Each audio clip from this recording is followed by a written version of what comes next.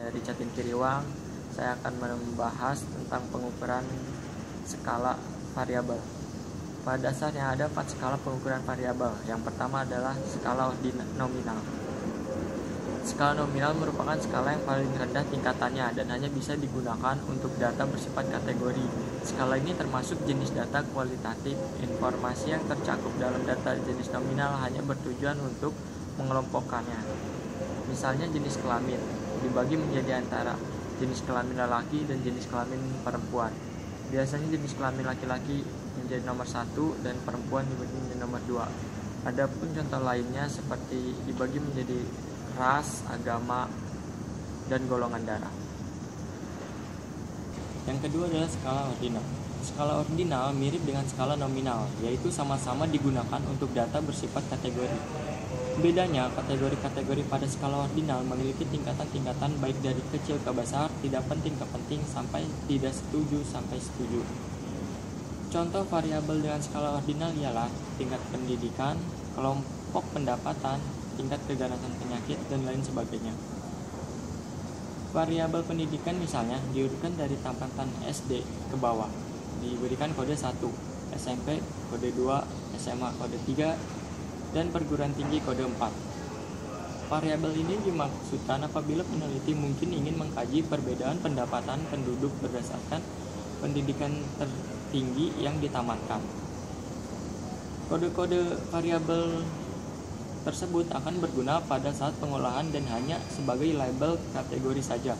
Kita tidak bisa melakukan perhitungan matematis pada kode-kode di atas, membagi dan menentukan rata-rata dari kode tersebut. Hal ini berlaku baik pada skala ordinal maupun nominal.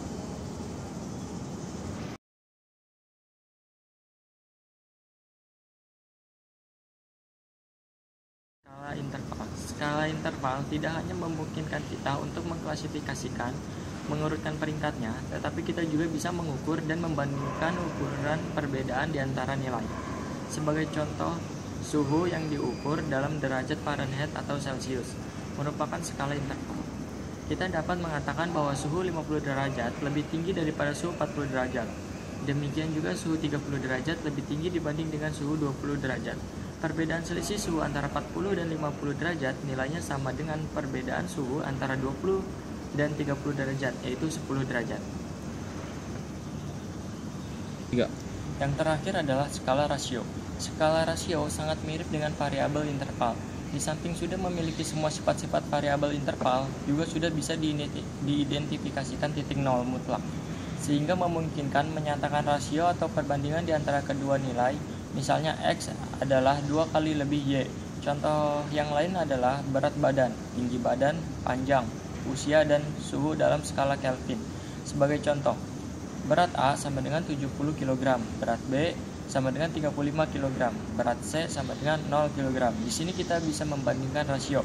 Misalnya kita bisa mengatakan bahwa berat A 2 kali berat B. Berat C sama dengan 0 kg, artinya C tidak mempunyai bobot. Angka 0 di sini jelas dan menunjukkan nilai 0 mutlak. Kuncinya adalah di angka 0, apakah nilai 0 tersebut mutlak atau tidak. Kunci membedakan skala interval dan rasio adalah di angka 0. Apakah skala memiliki nilai 0 mutlak atau tidak? Kalau nilai 0 mutlak berarti masuk skala rasio. Kalau nilai 0 tidak mutlak berarti skala interval.